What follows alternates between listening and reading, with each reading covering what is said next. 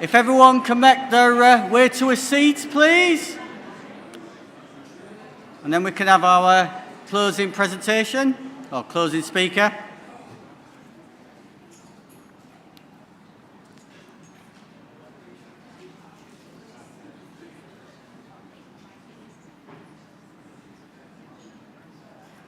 So it's still good to see so many people in the room. I hope you've all found today really infusing, really helped focus on why we need to be here for Shared Care Records. And I hope a lot of you will be here tomorrow as well for another very good set of workshops and also presenters as well. Based on the fact that the presenters are actually members of the Shared Care Record community, we are talking to ourselves and looking at how we can share that best practice. So now I'm going to introduce our closing speaker. It's Rob Webster. He's the Chief Executive of NHS West Yorkshire Integrated Care Board. Rob's going to give an ICB perspective. Now, Rob, from our point of view, was actually quite key for the Yorkshire Care Record, which he may touch on. And with his support and development, we actually move forward as a like and made as a credible offering, which has then come together to being able to host this particular event. By the way, I am looking for other Shared Care Records to host next year's event, but that might be in the closing session tomorrow. I hope you've got deep pockets. So in that case, I'm going to... Rob, do you want to take the stage? And over to you, Rob. Hello, everybody. Can you hear me at the back okay? Someone's nodding. Yeah, thank you very much. Hello, my name's Rob. I'm the Chief Executive of NHS West Yorkshire. It's good to see you all today. Lee asked me to come along and reflect a bit on what I've heard today and what our perspective is on all of this as an integrated care board. And I'll talk a bit about that jargon and what it really means in a minute. It is great to see so many people here. I've managed to log in online this morning and watch the opening presentations. I don't know if Melissa's still here. She's gone. But I thought that was absolutely one of the most courageous and stunning presentations that I've seen in a long time. And the wear that that must have on her as an individual is substantial. And I think the gift that we get from that, in terms of reminding us what this is for, is unforgettable, I think. And she probably deserves, and William probably deserves us to do something about the issues that she raised. And it was really, I thought she was really gracious in the way she thanked us for the work that we were doing. So I just wanted to add my thanks to her for her courage and her leadership on something which is a personal tragedy, but trying to make something good from it. And I think we should always start there. We should always start with a person. So as an integrated care board, that's what we try and do. We always try and have the person in the room with us when we're making decisions and choices. And in that vein, I've always been clear that if you look at the person, if you look at the population, with the person, we have to start with their mental, physical and social needs. As John Oldham used to say, we're not a collection of body parts, we're people. And the health and care system sometimes treats us as a body part or a collection of body parts, but we're people. And as people, we have mental, physical and social needs, and they interact. They really interact. So I know that Rowan this morning talked about Cheshire and Merseyside and talked about health inequalities. Those health inequalities persist, and they're driven by deprivation, multimorbidity. They're amplified by stigma, a bit of structural racism, and decades of problems. So we know that if you want to tackle those things, if you want to look at why are people using health and care services, much of it is to do with the environment people live in, the context that they operate in, whether they've got a job, whether they've got a good education, whether they have access to green space, what their housing's like. Do they have somewhere to live, someone to love and something to do? And if we think about the people who pitch up in hospitals, in my career, as you can probably tell, I've been around for a while, we spent a lot of time in the PBR regime, for example, looking at how can primary care trusts, then clinical commissioning groups, challenge hospitals about the depth of the coding that they've got in their hospital and whether it's appropriate. And we spent a lot of time doing that. And after a while, I think people woke up to the fact, hang on a minute, do you mean that everyone in this hospital on average has got at least 3 things wrong with them? And the people who turn up most have 5, 6, 7 things that they're living with. Shouldn't we start to change the way we think about this then? So that the people who come into the hospital, we then discharge back to the community, they're never going to be discharged from our health and care because they're always going to have diabetes, asthma, COPD, frailty, schizophrenia, a learning disability, a special educational need. And they'll be cured of those things. They should be partners of ours, and we should think about their mental, physical, and social needs. So in that context, it's been pretty clear for me for a long time that we have to organise ourselves around people's lives. We're a guest in people's lives. If we see ourselves as providing services and individuals are a guest in our institution, if we focus on institutional care only, what we get is fragmentation. What we get is a focus on body parts, and what we stop doing is focusing on people. And when we do that, people like Melissa have to stand here and tell us their story. So I think that having an integrated care system, a partnership of councils, the NHS, the third sector and communities, which looks at all of the things that go into, can we provide good housing, education, employment, access to green space, good access to services and good joined-up services. Having those things is a fundamental part of a modern health and care system. And I think that's what you've been talking about today. So prior to the pandemic, I was always keen for us to try and look at how do we join up data, how do we get information to provide good decision-making for an individual, and how do we collate that data to make good decisions about the use of resources for populations. And we're part of the way there. And one of the real drivers for why do we need that data is what the public tell us. For years, they've been telling us, do I have to keep repeating my story? Why do the 5 people who come down the driveway today and tomorrow all have to ask me the same questions? And then clinical safety, as we've heard, population health management, all benefits of collecting good data that is shared and clinically feasible, viable and useful.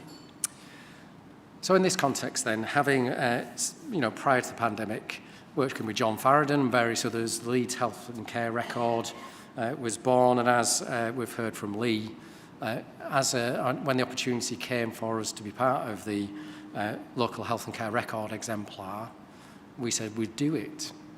And as systems working across Yorkshire and Humber, we thought it was really important that we did. So that was prior to the pandemic, and then the pandemic hit us, didn't it? And the pandemic provided us with a really good opportunity to show what joined up data looks like, and some of the emergency provisions in the pandemic allowed us to share data in ways that which we hadn't before. So in West Yorkshire, for example, in Calderdale, one of the things that we were all terrified about at the time, you'll remember, is, if you caught it, mortality rates were higher than we wanted them to be. Therefore, we restricted who could be with you if you had COVID or if you were in hospital. Now, if you're a person with a learning disability in Calderdale, you have a VIP card. What that says to you is, I communicate in this way. These are the issues that you might have if you don't support me in the appropriate way. These are the things I like. These are the things that I don't like. You can get this information in one place. In the pandemic, people with a learning disability potentially couldn't have anybody with them in hospital. So prior to, what we did immediately in Calderdale, for example, was the staff digitised those VIP cards and they gave them to the hospital and they put them in the patient's records for everyone who'd been admitted to the hospital in the last year, because we knew that people who'd been admitted were more likely to be admitted again, which meant that if they did turn up, they had an electronic version of their VIP card. A very rudimentary way of sharing information and data in the pandemic. Also in the pandemic, what became clear? Well, 61% of people who died in the pandemic in the first year had a disability. So when you, me, your family sat in front of the TV and people said, So many people have died today, 1,000 people have died today, the vast majority of them had an underlying condition, as if that was okay. That's because 61% of people who died in the first year of the pandemic had a disability. And it quickly became clear that people from different populations in the global majority also were more at risk. And it emerged later that people with a learning disability were up to 8 times more likely to die of COVID. Learning disability is not a health condition, by the way. And a learning disability also means you've got 20 years less life in all the communities that we live and work in. So in West Yorkshire, what people started to do is saying, let's look at who's on the waiting list. And I know that Rowan talked about this morning. When you start to look at who's on the waiting list, what do we find? And one of the benefits of the pandemic is we had to prioritise, and we give people clinical priority groups, didn't we? P1, P2, P3, P4. So again, in Calder and Huddersfield Foundation Trust, they looked at who's on the list then, how long have they been waiting, even if they've been categorised in the same group. And what they found was if you had a learning disability, if you lived in the first 2 deciles of deprivation in Calderdale or Huddersfield, and if you're from different ethnic groups in the global majority, you waited longer, even if you'd been categorised in the same clinical group. What's going on there then? Was the response to that. And what was going on there was a range of issues and factors and barriers which stopped people from accessing care, which were changed, and now that's no longer the situation. But if you start to look at data on an individual basis and make it into a population basis, the CHFT had to take data from the council, marry it with data from the hospital, come up with that analysis and find out what was really going on. And again, Rowan, I think, talked about this quite a lot this morning. And then the third thing, I think, from the pandemic, which is important in this agenda, is that we went digital really quickly, didn't we? So I went, as a chief exec of a trust at the time, I went from trying to persuade people to use digital tools in their consultations to a few months later try to persuade them to go back to face-to-face. And some of you are smiling because you've had that conversation too. But in doing that, what we tended to do was to just do what we did normally and put it on the internet, is the crude way of putting it. Instead of saying, could we transform care using digital tools to better meet the needs of citizens? And by just putting things on the internet, what we did was we excluded a lot of people because of digital poverty. Now, the important thing for us to think about there is then, in Leeds, we've got an organisation called Thrive by Design that's been working with ICSs about how do you develop standards for inclusive digital transformation, where the people most affected by the delivery of care are involved in the design of that care using digital tools. Because it shouldn't be that digital access drives whether you can access services or not. So the pandemic's been really good for us in this space to think about, how do we personalise things where you need the data? How do we look at populations based on an agglomeration or a summary of that personal data? Well, you need to connect the data and you need to share it. And how do we use data and people together to drive transformation in services? Because that's what our digital strategies should be about. And I thought that it was really fascinating that when Rowan Pritchard-Jones was talking this morning, just about everything that he was talking about, I was thinking, I recognise that. I recognise that. I recognise that. In a big complex system like West Yorkshire with 10 trusts, hundreds of GP practices, 6 councils, thousands of third sector organisations, hundreds of pharmacies, etc. I recognise those things. I recognise that for some people waiting is a long-term condition. It's harder to wait as a porter, I would argue, with a knee problem than it might be for somebody who's a white-collar professional like me. So we need to take some of these things into account. And I think that, Rowan talking about vision, culture and infrastructure, hard waiting, waiting as a long-term condition, and the fact that we've got an opportunity here through the shared care record to start to understand what's going on, take that collaboration between councils, the NHS, the third sector and communities and make a difference. Because I think there are 2 big broad things that came out of the Cheshire and Merseyside presentation this morning that I would recognise from West Yorkshire. That when you look at the data, it tells you that things aren't fair. We've got out of our way to try and make things fair. That's why we have audit. That's why we have inspections. That's why we have data. That's why we have good governance. We try to make things fair. But they're not fair. That's why black males are sectioned more often. That's why people with learning disability die 20 years sooner. That's why if you live in a poorer part of town, you are prioritised with the same waiting times as somebody who lives in a richer part of town like me, but you'll wait longer because it ain't fair. And then the other thing I thought that was put beautifully from the analysis this morning was if you have the data, you can prioritise clinically. You can see who's got the biggest need and how do we access and meet their needs through their mental, physical and social conditions.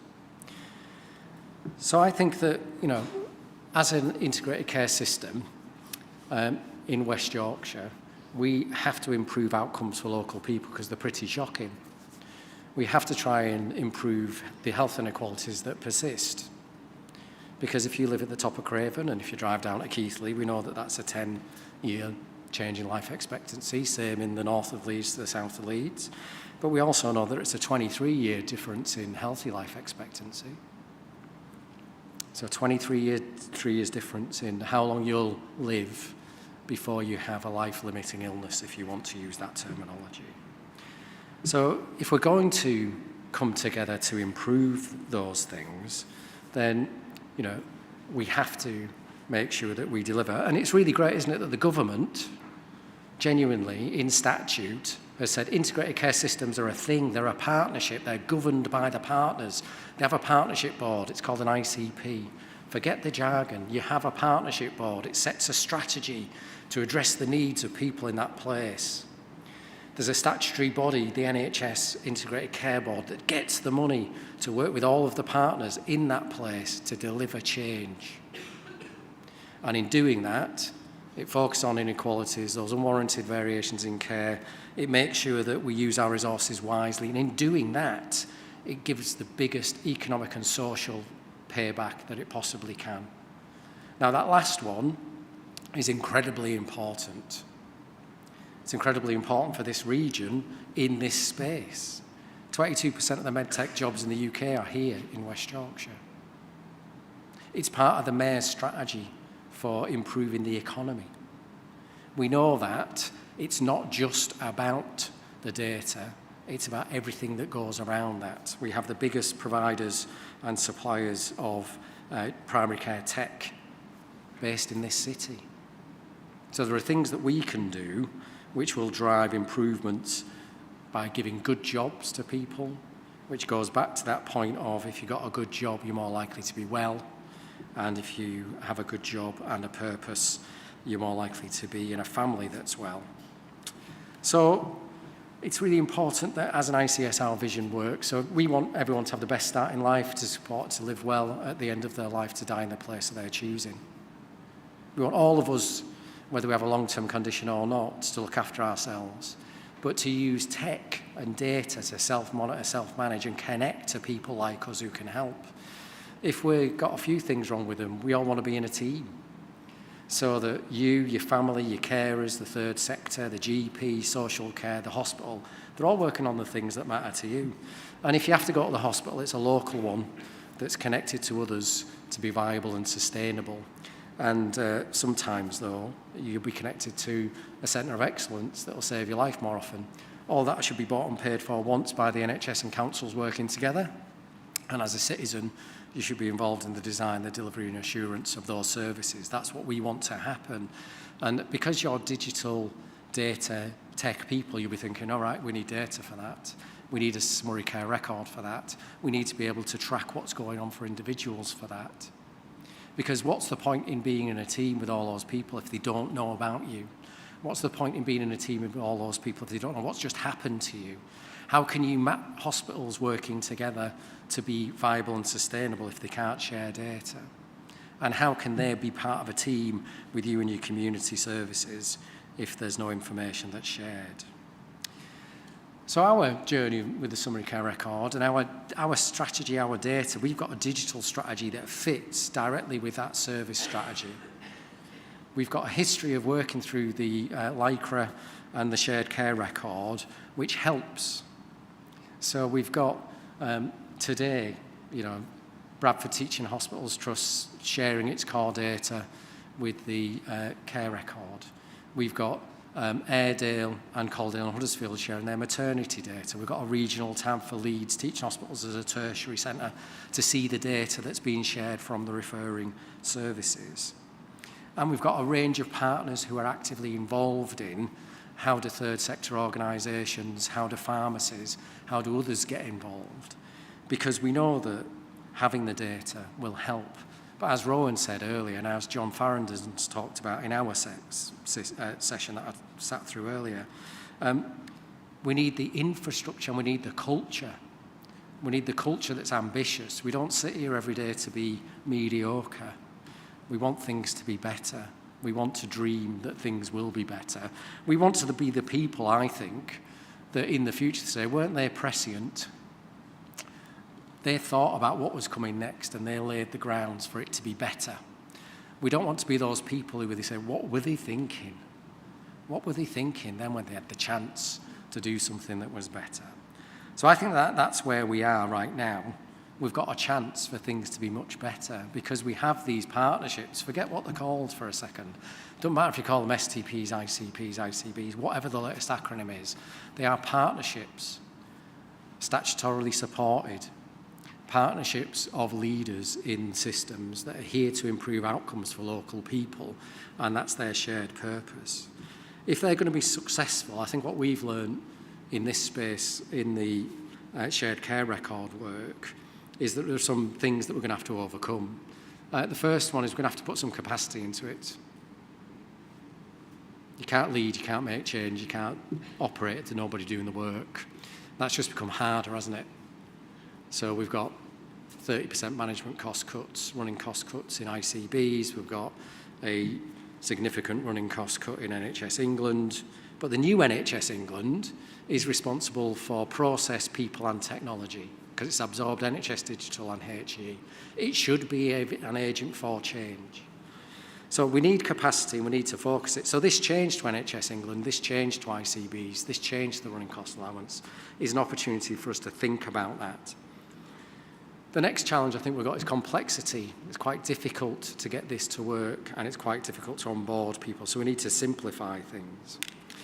Then we've got issues around connectivity, which we can improve. I think the improvements around connectivity in TPP will make a massive difference. We've got, I think we heard throughout the day, we've got a challenge around completeness. Who's involved? Can we make sure that hospices, pharmacies, general practices, the third sector are involved in the work that we do? And how do we wrestle with that, given their capacity and their resources? And then the last one is cost. You know, in a context where finances are,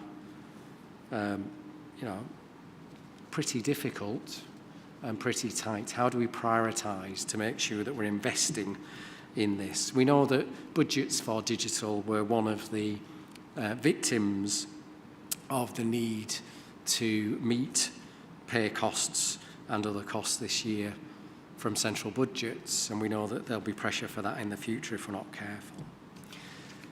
Given those sort of challenges, though, of capacity, complexity, connectedness, completeness and cost, I remain really optimistic because I look around and I see great people and I see great work. So I saw Leo Tantari earlier and the work that they're doing in Leeds through the Leeds integrated work between the council and the NHS around what's the data telling us, how do we get a shared care record between all the services, how are we using that for the population and the individual. So if we recognise that real change happens in real work, this use of data and having a shared care record is as essential as oxygen to life. If we can take account of those things, I think we can be really successful.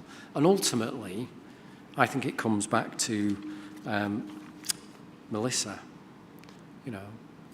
The status quo is not an option, and everything we do, I think she said this. I think she said, everything you are doing helps people like me. Thank you very much.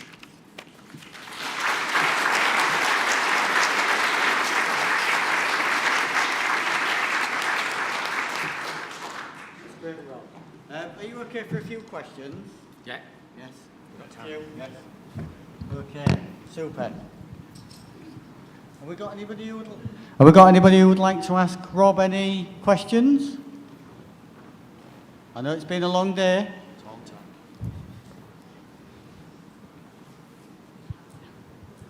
Okay, Adam's going. Thanks, Rob. Setting the ambition. What's Joe McGuigan from Lancashire, South Cumbria, and we're just about on that journey of trying to bring all our acute providers onto the same EPR system. We've got 4 different EPR systems, so we've got a memorandum of understanding, an agreement from the chief execs, but we still have a lot of behaviours within individual organisations that, despite signing up to this journey, seem to be on a slightly different journey. And then we have the challenge of how do we fund a £250 million programme over the next 10 years. What's the ambition in Yorkshire and Humber for the same? Or do you think you can get there without that journey? Yeah, we don't have a plan to make everybody use the same record. Let's remember we've got mental health providers who are on different systems. We've got acute providers who are on different systems. We've got one acute provider who doesn't have a system at all. So that's good, because I hope that they'll be choosing a system that 2 others have successfully implemented recently, which has been really beneficial. We'll see how things play out over time. I think the critical thing is not to focus on the system, but to focus on the functionality and the purpose of why we're doing this. So your point about memorandum of understanding between 4 acute providers and the ICB, I'd say they're all partners in the ICS, aren't they? The integrated care system is the system. They're all part of the system. And I feel that providers have been, I think, as a former provider, you're kind of left to do it yourself. And that's quite a tricky place to be. So there wasn't necessarily a strategic anchor that said it's really important that your system sits within this strategy, which we're going to support you on. And when it comes to some of the cultural issues around how you get people to work together, we will support you, whether that's through clinical leadership, operational management, some of the OD and cultural work. So I think that's what we want to do. We want to try and get to the point where everybody's saying we're signed up to a digital strategy. It's implemented through a network of people who are leading it. Some of them are in providers, some of them are in the ICB, some are in councils. And together, we'll get to a better place. There will be some consolidation, but it doesn't have to be complete consolidation. And it's not really easy, is it? So I heard someone say once, it really stuck with me, if you think it's easy to change people's behaviour, when you go home tonight, and if you've got a partner, ask them to sleep on the other side of the bed. It's what is that, about a 4-foot move? That's all you want them to do? Are they going to do it? Probably not. Not in my house, anyway. Thank you, Rob. Any other questions? Okay, if there's no other questions, let's again show our appreciation to Rob and say thank you very much.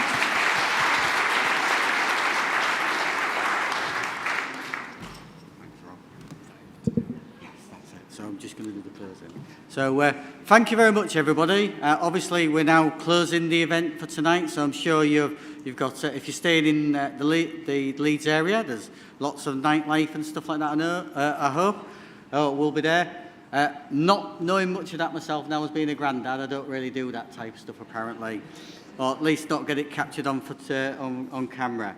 But with all seriousness, we're back here again in the morning, and we'll start around 9 o'clock for coffees and arrivals. You won't have to queue for badges this time as long as you take them with you. And then we kick off at 10 o'clock with the panel session with Nigel Wells and a number of the different people that's been involved in shared care records. So it should be another really powerful and really great day tomorrow. So again, thank you very much, everybody. Hopefully see you all tomorrow. Have a good night.